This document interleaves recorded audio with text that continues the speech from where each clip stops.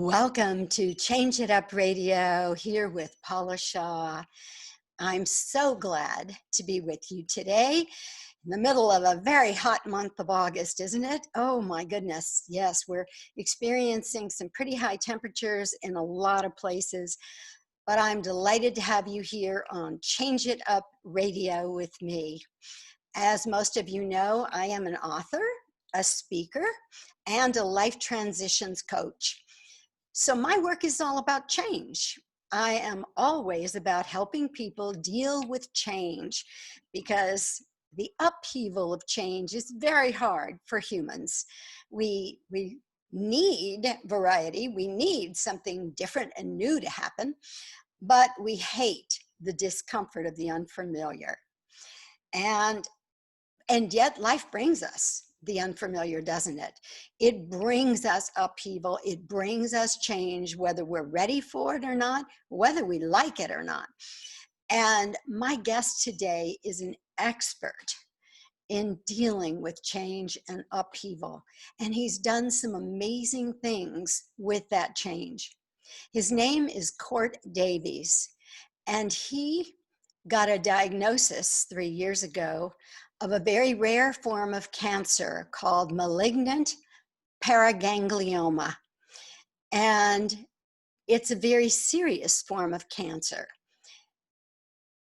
But he decided that he wasn't going to let the fear and the stress of that cancer run his life.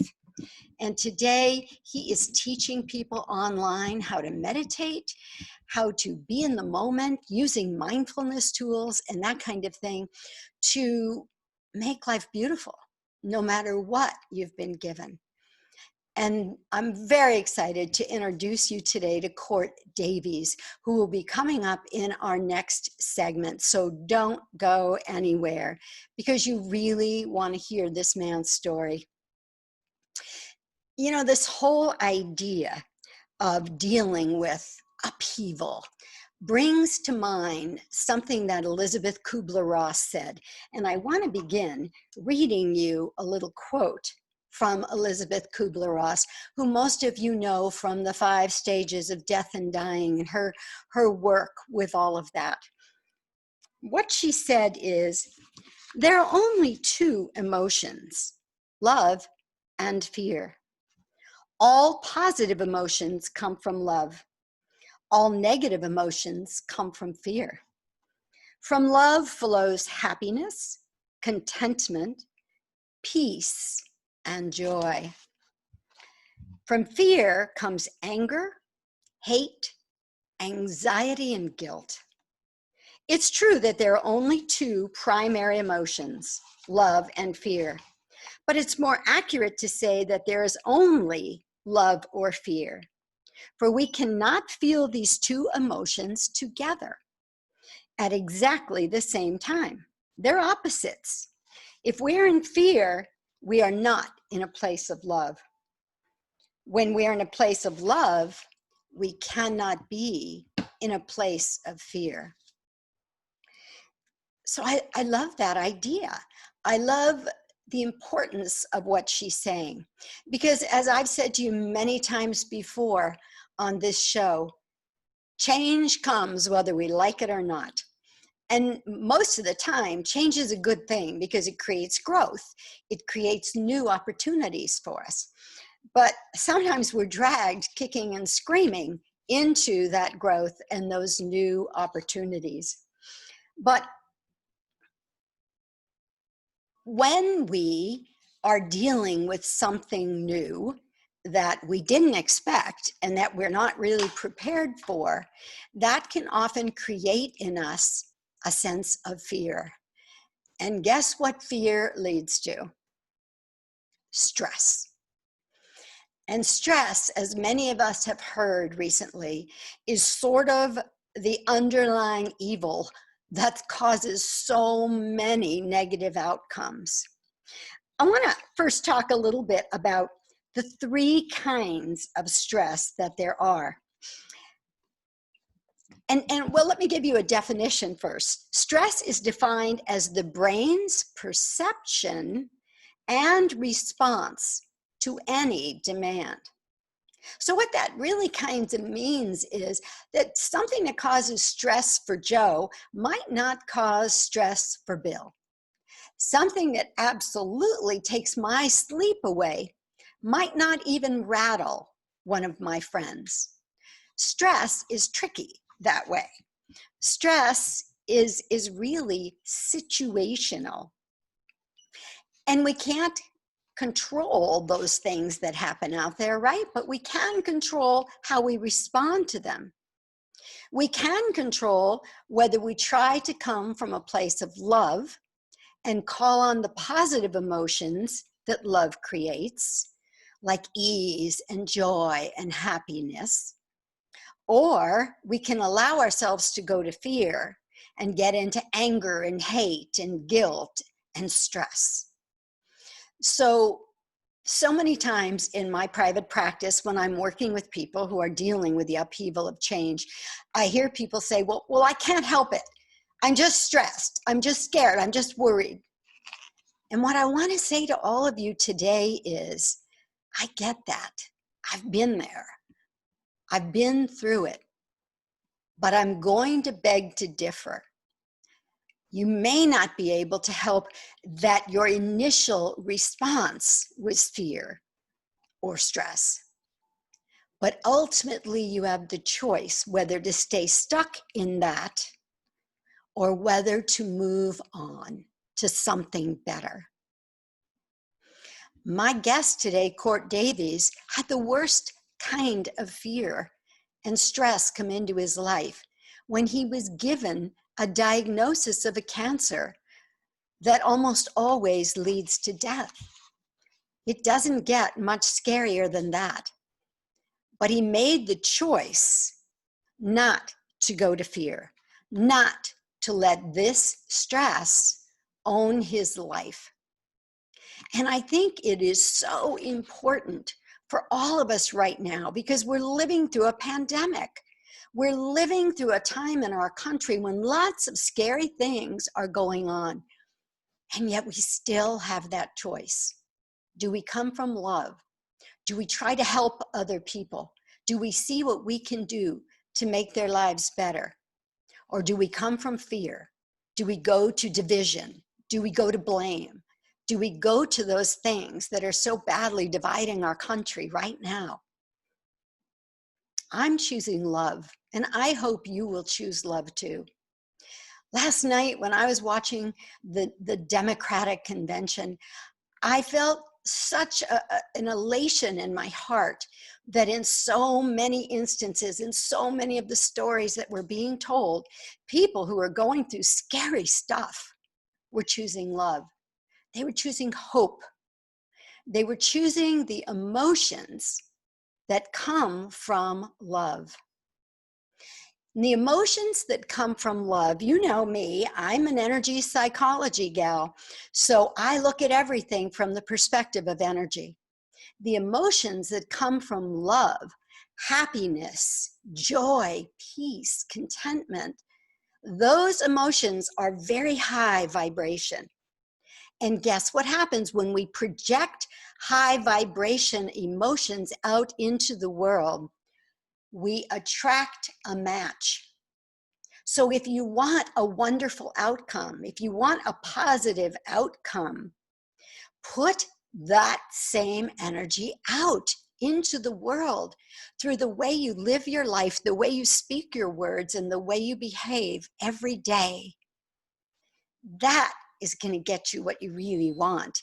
That is going to attract what we need in our own lives, in the life of our country, in the lives of the world.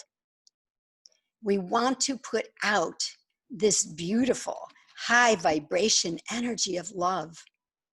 We want to put out this high vibration energy of service, of loving, caring, serving, helping one another. We're all one. We're really all one. The other day, this adorable census guy came to my door, and before you know it, we were chatting about his ethnicity. And oh my goodness, he had nearly every ethnicity on the planet in his background somewhere. And after he and I laughed, because I've always said I'm kind of a Heinz 57 variety person myself, I said, isn't it funny? Because what you've just shared with me absolutely strengthens the truth that we're all one. We're all one. What I do to you, you do to me. And what I mirror to the world and to my friends, I mirror to everybody. So let's all step up. Let's all stand for the highest possible vibration that comes from love. Because when we step into fear, when we let our stress own us, when we let stress create all the terrible problems it can create, headaches and muscle tension and digestive issues and blood pressure and heart issues, and yes, even cancer. When we let the stress fall into control, we're in trouble, because we are now at a very low vibration emotional stage. And when we're at a low vibration, we can only attract low vibration outcome. Is that what you want in your life? I don't.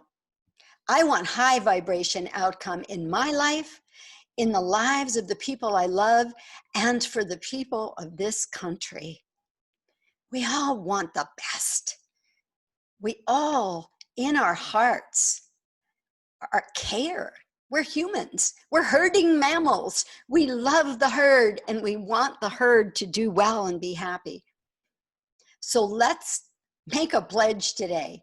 Whatever happens to you, whatever comes your way, make the choice to come from love rather than fear. And see what happens. See what happens, and I would love to hear from you about what happens, what kind of outcomes you create when you're coming from love rather than fear. All right, after this break, I'm going to be very excited to introduce you to Cort Davies, who has really mastered coming from love. We'll be right back.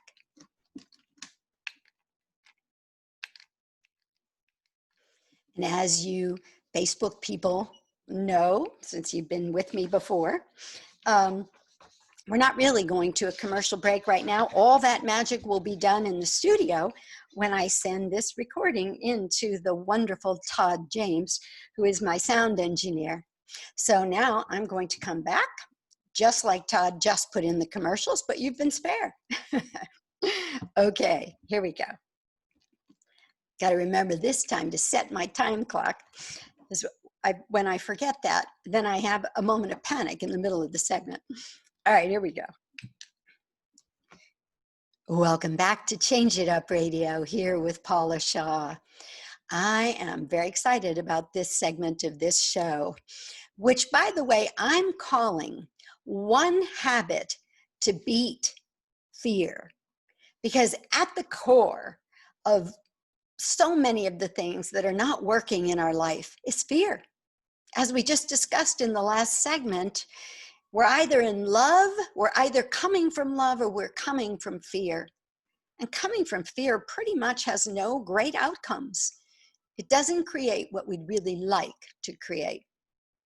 So, one habit to beat fear is what we're going to be talking about here, because, as I say, it's at the core of everything.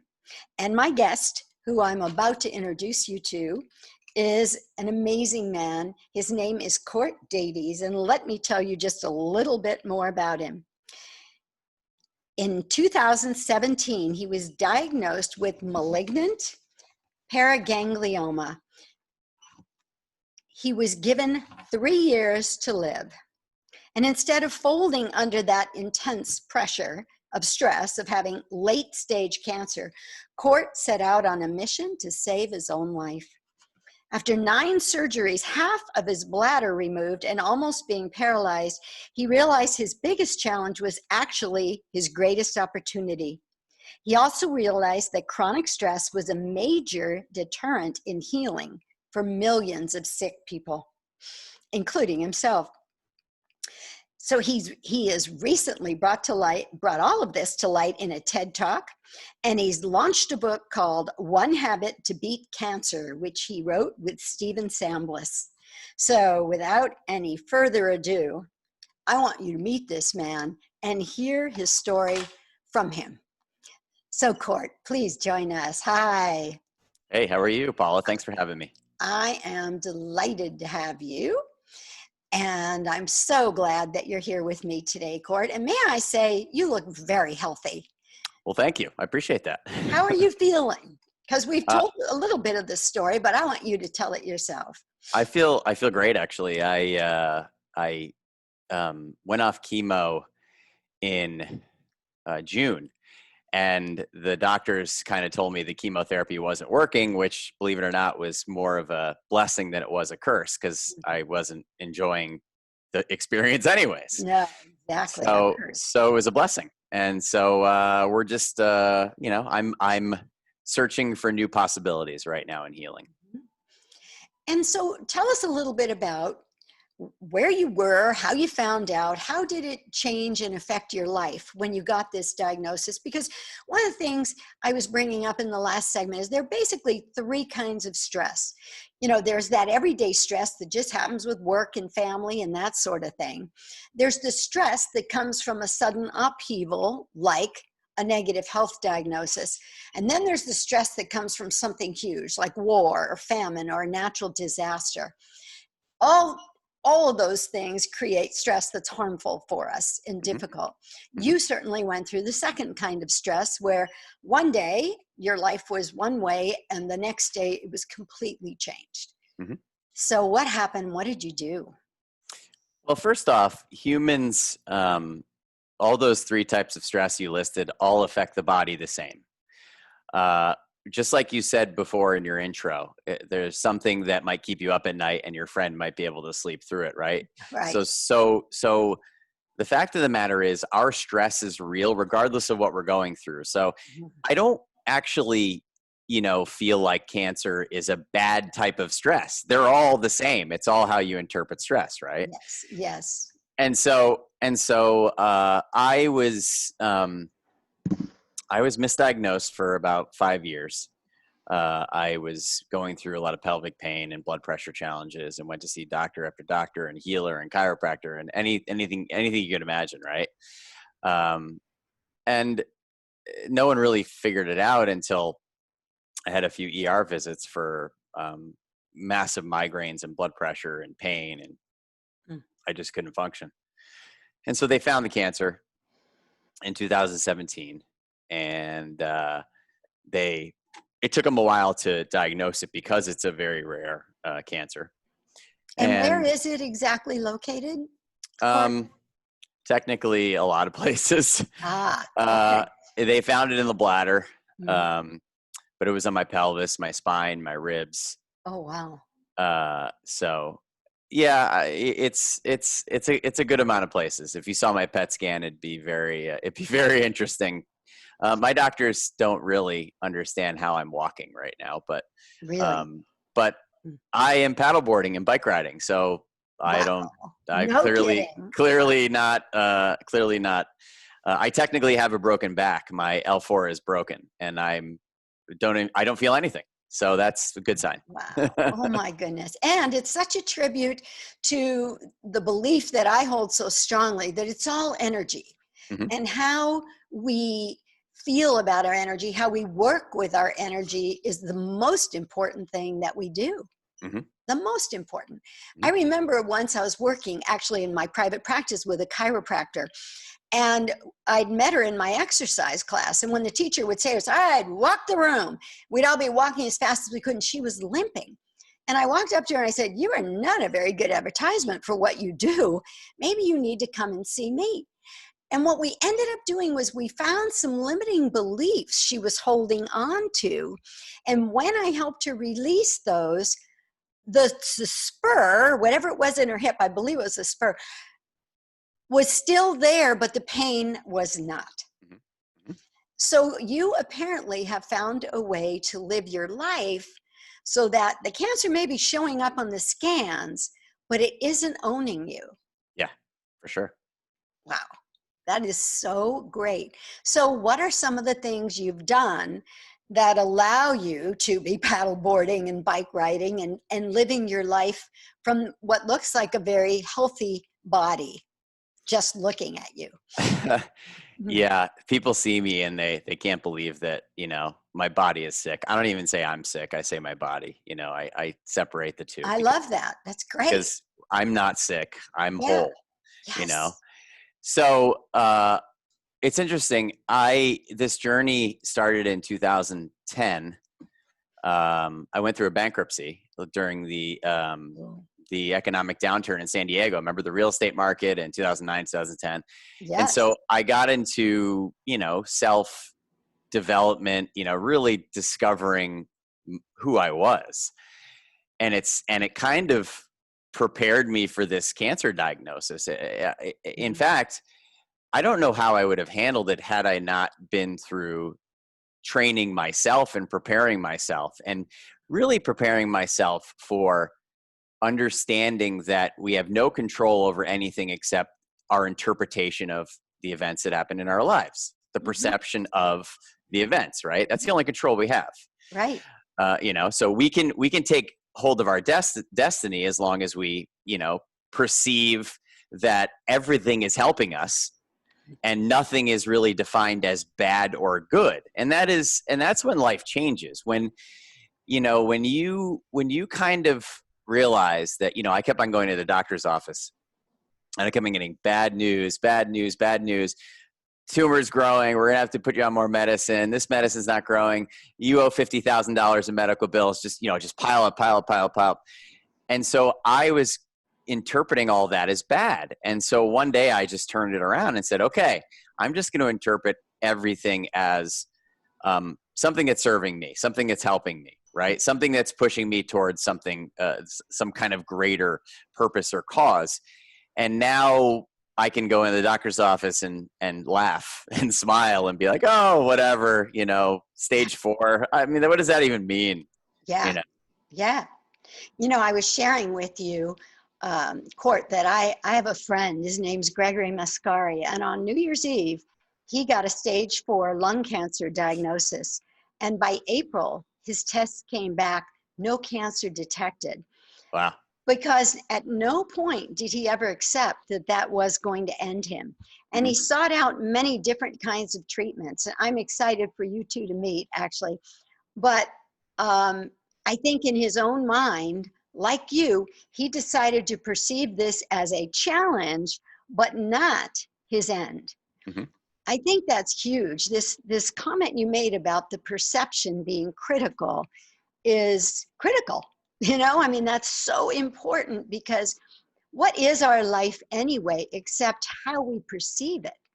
You know, if you perceive your life that you wake up every day and it's a blessing, you know, my ex-husband used to say, any day above ground is a good one. Mhm. So let's approach it that way. And I think if we come from that kind of a perspective, it will be a good day. Just like we were saying in the first segment, what you put out, you attract. Yeah. Yeah. And you are Absolutely. clearly attracting some pretty amazing stuff. So when you actually do this, the bike riding and the everything that you're doing each day, are you pain free or are you doing it through the pain? Well, so I didn't even get to the real thing that was the life changer, and that's Ah, that's that's the introduction of meditation. That's taken me to a whole different level. So okay. And the so the what I self want to the do, Cort, go I'm going ahead. to stop you right there Yeah, because this is such a critical thing you're about to talk about. sure. And we're going to have to go to a little break. And I Okay, don't want you to be in the middle of talking about this. But perfect. when we come back from this break, let's talk about the life changer that Absolutely, turned it all around for you, meditation. absolutely. All Sounds right. great. I'm a believer too. I can't wait to hear your story. Okay. We will be right back with Cort Davies talking about how meditation changed it all for him. Okay, Cort, if you're ready, we'll just keep going because Todd's going to fix this all for us. Whoop. All right, here we go. Welcome back to Change It Up Radio, here with Paula Shaw. And my guest today, Cort Davies, author of this book, One Habit to Beat Cancer. We're talking about a show today that I'm calling One Habit to Beat Fear, because underneath so many of the negative things that happen in our lives is fear. In our last segment, we were talking about the fact that Cort got a very serious diagnosis 3 years ago of malignant paraganglioma, which is a very serious cancer. And they told him at that time he had about 3 years to live. Today he is paddleboarding. I mean, not paddleboarding. What is Paddleboarding? it? Yeah, Paddleboarding. Yeah, paddleboarding, yeah. bike riding. He's an active man, and he is not yet cancer-free. But I believe in his mind, he is free. He is separate from it. So let's find out how he got there. Cort, you were just about to talk about meditation. Yeah, so two realizations before I go into it is that you don't have to be cancer-free. Your body doesn't have to be cancer-free. You could live with cancer. Exactly. And so there's a lot of different ways you need to look about, how this is serving you. And the second thing is that fear is, in my mind and in my learnings, an illusion, and that the only real thing that exists is love. And so, as you were saying before, and that's up for conjecture, but like fear is the fact that we interpret things as being bad for us. But if you turn it around and interpret everything that happens to you as neutral, as serving you, then there's really no fear, right? And the ultimate fear is death. And so that's something that we don't really like to talk about in Western society that much. Right. And it's something that meditation brings you, kind of face to face with as well, kind of your mortality. So not only did cancer bring me to my mortality, face to face with it, but so did meditation. And so I started, I went on a 10-day Vipassana, silent Vipassana in California, in Palm Desert. And it was quite an incredible experience. It was 10 days of silence, 10 days of meditating, 12 hours a day. It was tough. It was tough. I know people who've done it. Yeah, it's intense. And so that was like a shotgun of me into meditation. And then I started learning the science behind it. Dr. Joe Dispenza, I would say, is my guru, if you will. I really kind of follow his learnings. But I started meditating more and more, and I started changing my attitude more and more, and I started seeing slow changes. The challenge with meditation is, we want things to happen right away, right? We want things to go like this, and that's not meditation. By the way, that's not life either. So meditation makes you slow down. It teaches your body to sit still. It gets you over the addiction of always having to do, which is why we have so much stress in our lives, because we're just connected to so many things in our outer world. Yes. And then meditation suppresses your pain receptors. It suppresses your default mode network, which is your ego. And so, in the Bhagavad Gita, they talk about, the sense of self, and how the sense of self is an illusion. And how, we're really attached to our body. We're really attached to this self. And that's what's causing us so much stress, because we're really worried about if this body is going to live or die. That's really the main fear that we have in life. Yeah. That's the basis of fear, right?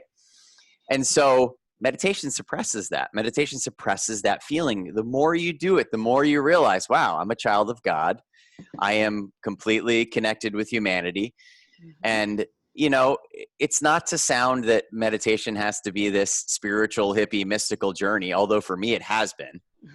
But there's a lot of science behind meditation. Meditation changes the genetic makeup of anyone who really does it. I mean, it downregulates sick genes. It upregulates healthy genes through epigenetics. And so what that means is that it basically is, meditation is telling your body that it's safe, because your body does not feel safe in this society. It feels very attacked from all different directions. Right. And when your body feels safe, what can it do? It can take its time to go inside and to heal. And I believe that I'm making little baby steps, 1% each day, towards healing. by using meditation. Beautiful. And how much do you meditate and how do you meditate? People are always saying, well, I don't know how, to me. What do you do?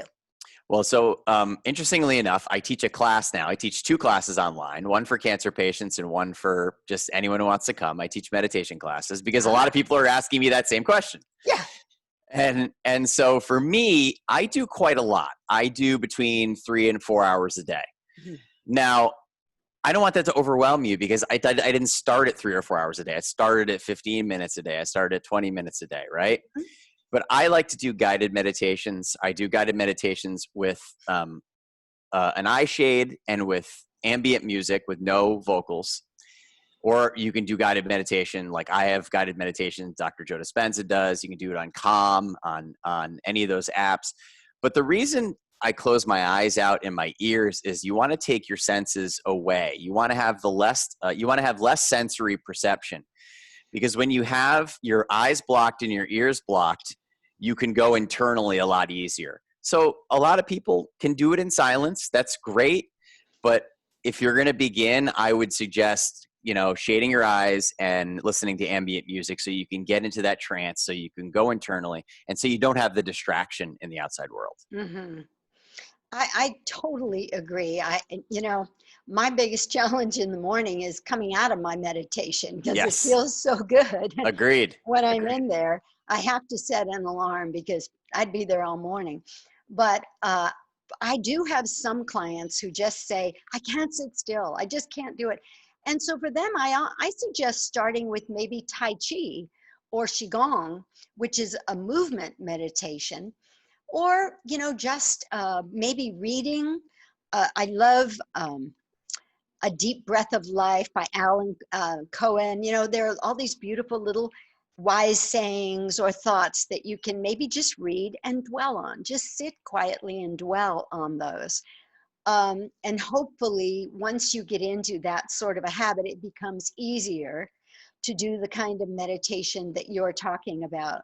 I too I started in my 20s and I've pretty much meditated most every day since then. Mm-hmm. I was one of the people that learned when the Maharishi came here and started transcendental meditation. The Beatles went to see the Maharishi. Yeah, yes, exactly.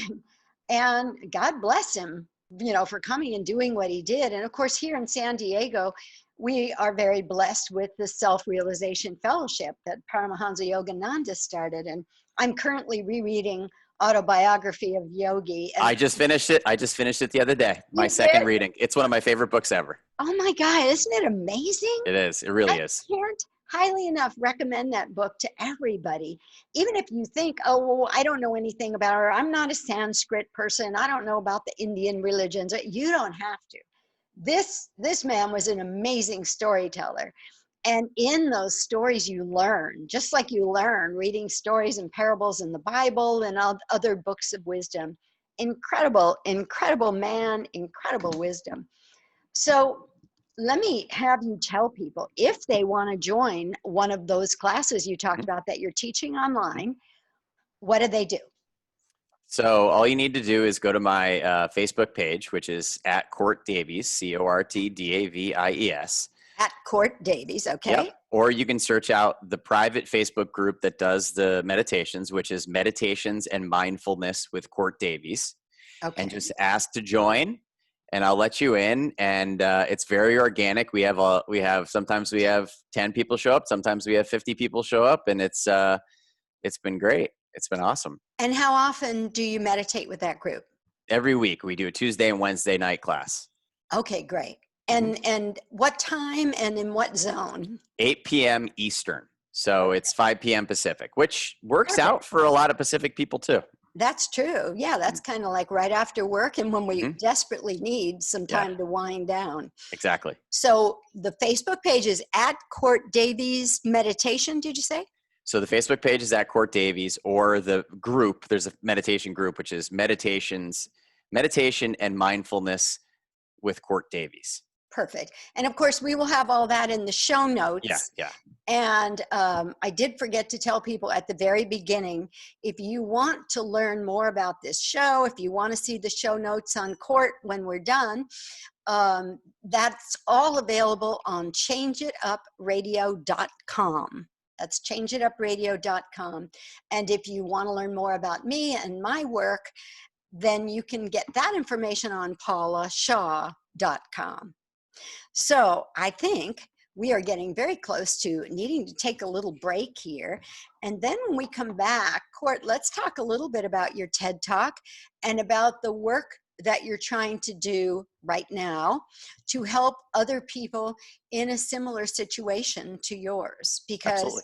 clearly you're on to something. Because one would look at you and think, that is a handsome, really healthy guy, and you're active, and that speaks for itself. Mhm. So this isn't just philosophy that you're talking about No, here. no, definitely This not. is way of life. Yes.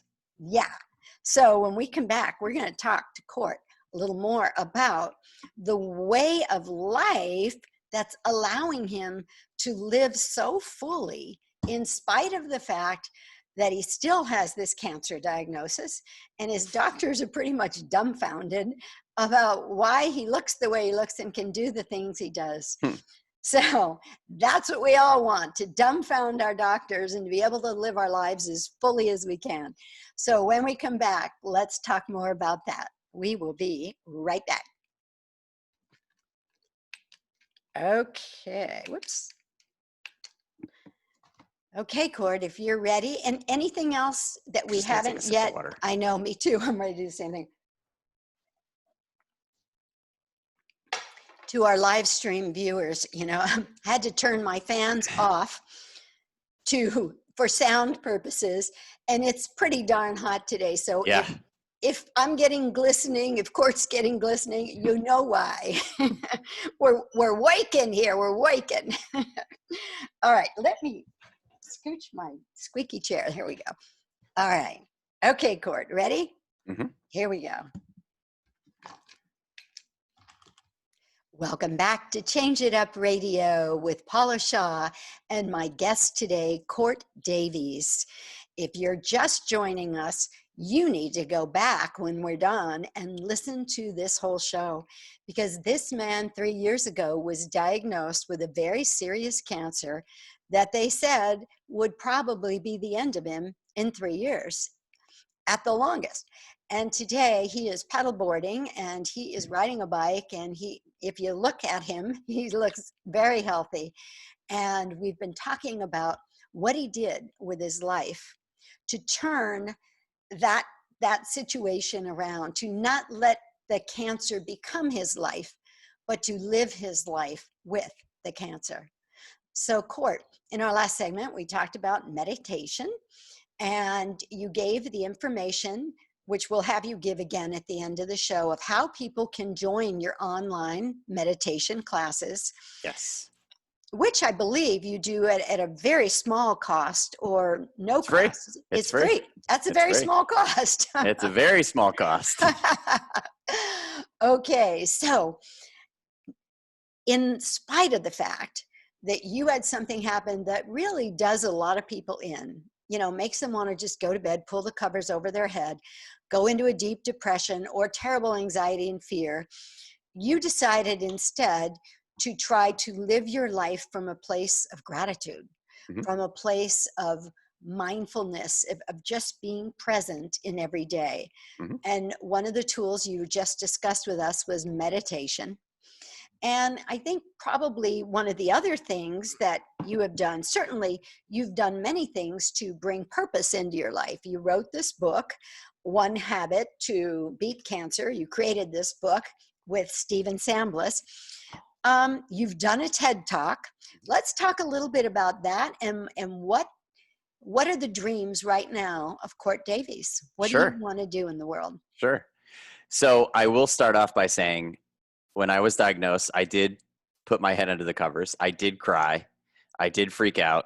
I did all those things. You're So don't, human. yeah. Good. So don't like, if anyone is going through a cancer diagnosis right now, it's okay to have those reactions. Absolutely. And I, as a grief expert, encourage you to have those Yeah. So gaps. don't think I didn't go through that phase, because I certainly did. Yeah. And secondarily, with respect to the meditations, just want to kind of take it back one step. Mm-hmm. For the people who say they can't sit still, that's the root cause of the entire challenge of your stress, because we're so addicted to doing, right? Yes. So what I say to those people is you got to really look inside at that story that you've made up, that you can't sit still, because it's just a story and it's just an addiction in your body. And so there's a lot to learn from that. But anyways, moving on to your question. So my partner and I are starting a podcast, which I'm really excited about. Oh, good. And what's the name of it? Yeah, it's called Remission. It's a word play on remission.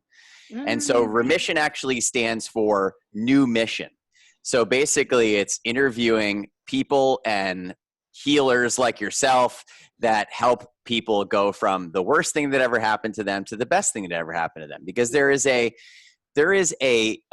repeating theme that when people really embrace this thing that's happening to them, really start listening to their body and really start going, what direction am I getting pushed to go in, and what changes am I to make in my life? When those people kill their old self, they actually are killing their old self, and they're, rebirthing a new self. It's the hero's journey, right? Right. And so there's so many incredible people, like, just one, for instance, the guy that's helping me with my diet right now. He was given a year to live. He had terminal bone cancer. Ooh. They did 100 radiation 100 rounds of radiation on him. Oh my God. And he was told he'd never have a kid. Now it's 8 years later. He's married and he has a 6-year-old. Oh, that's so beautiful. There are miracle stories like this, but he was so resilient and so strong. And again, it's because of mindset, resilience, and the feeling of love. And so we're also going to do a docuseries eventually, which is a multi-part documentary, and eventually a foundation. Everyone keeps on jumping in and saying, hey, let's start this foundation, but we're not quite there yet, because I'm still going through cancer and I kind of need to get past that first. That's one thing I've realized. Yeah. Yes, because you do have to walk your talk and pace your life and keep balance there so that you can keep your health strong, right? Exactly. And like I said, there's plenty of people that live with cancer for a long, long time, right? And so if that's the possibility that life sends to me, fine. But I feel pretty good about my chances of living a long life, and I feel really, really good that I'm serving a new purpose now, and that's really to help those that are misguided, mistreated, misinformed, in regards to their health. And we talk a lot about what Dr. Joe calls the matter changing matter, meaning, taking a pill or choosing a diet to change the inside of us, matter changing the matter of the cancer. But I actually believe that the energy, you talk about energy, that energy changing matter is more significant and more important, meaning our relationship with our inner self and our access to this life force that's all around us. We are bathed in love and in energy, and more and more people are realizing that, and more people are having what they call radical remissions, which is it's a birthright of ours. We just have to access it. Yes, I think that's so true. And doctors are amazing beings, and God bless them. But I think in our culture, we've been sort of taught that they are gods of a sort, that they call the shots and their tests are definitive. And you're living proof that that doesn't have to be the case. We still get to choose. We still get to choose love or fear. We still get to choose to get up every day and do something meaningful and wonderful with our lives.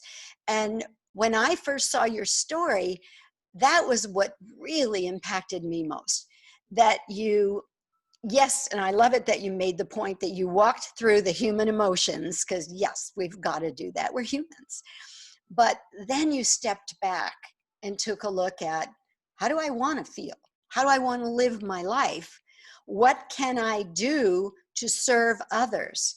And I know one of the things we haven't really talked about too much that you make a point about in your work is you've done a lot of research and seen the damage that stress does Hmm. in the process of healing. Hmm. And so, is that one of the reasons that you started meditating and started working with mindfulness tools? It was everything. Stress was everything. Yeah, it was it's the root. It's it's realizing that my interpretation of the cancer diagnosis was the root cause of all the pain and suffering that I was going through. Yeah. And so that is what I needed to work on most. It wasn't all the other stuff. It was, how did I interpret this? Like, am I thinking I'm gonna die soon, or am I thinking that I can live a long life no matter what life's throwing at me? Yes. One of the first things I learned when I started studying energy psychology was that whatever we put our attention on, we're feeding our energy to. And Yes. whatever you feed energy to grows. Hmm. And most of us aren't really giving conscious thought every day to what do we want to grow? Hmm. Do we want to grow this thing that we fear most? Or do we want to grow that beautiful outcome that is what we desire most? And I think you're such a great example of growing what you desire rather than what you fear. Yeah. Thank you. Yeah. And I love, I'm a big believer in service, and that, so often when people say to me, well, I can't stop thinking about, I can't, I'm so, what do I do? What do I do? And oftentimes as I work with a lot of grieving people, um, I'll tell them, get out of yourself and your pain and find a place to serve. Agreed. Go find a place to serve, because when we are serving, we can't be focused on ourself and our pain. Hmm. And that helps us shift energetically to that higher vibration that I was saying in our first segment is going to attract a much higher outcome. Yes. So here you are now, you're being of service. You're doing these online classes. You've done a wonderful TED Talk. I highly recommend to all of you to search Cort Davies, Davies, and his name is Cort. Hmm. Search that TED Talk because it's very meaningful, and support this work that he's doing to try to help people, both people with and without cancer, alleviate their stress. Hmm. Because even if you don't have cancer, stress is affecting your sleep, it's affecting your digestion, it could be affecting your circulatory system, it can affect so many things in a negative way. And in fact, my whole show last week was talking about stress and the damaging effects of it. So I'm very excited that you are helping people to cope, and that you are also wanting to provide service for those that have these negative diagnoses that they feel are overwhelming them and there's nothing they can do. Yes. So, Cort, bless you for who you are and what you do. I am so delighted to have had this time with you on my show today. And would you give that contact information one more time for anybody that wants to reach out to you? Yeah, just find my Facebook page at Cort Davies, Cortdavies, or the meditation group. It's a private group. You just have to ask to join. It's Meditations and Mindfulness with Cort Davies. You could just search in the Facebook search bar, and you'll find those. And that's the primary spots that I communicate best in, I would say. All right. And find his book, One Habit to Beat Cancer. There are some amazing stories in here by many people who have found one thing to add to their life every day that's helped them to beat their cancer. So I highly recommend it. I couldn't wait to order it, and I've been really enjoying it. So thank you again, Cort. Thank you for your work and for who you are. Thanks, Paula. And thank you to my listeners for being here. You can hear us in San Diego on AM 1170 and 96.1 FM on Sunday evening at 9. We are on every major podcast platform. and on iHeartRadio, and most excited right now to be on a new platform called Podopolo.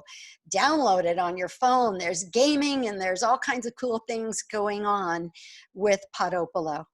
So until next week, thank you for being here. I look forward to seeing you. Stay safe and take care. Bye-bye.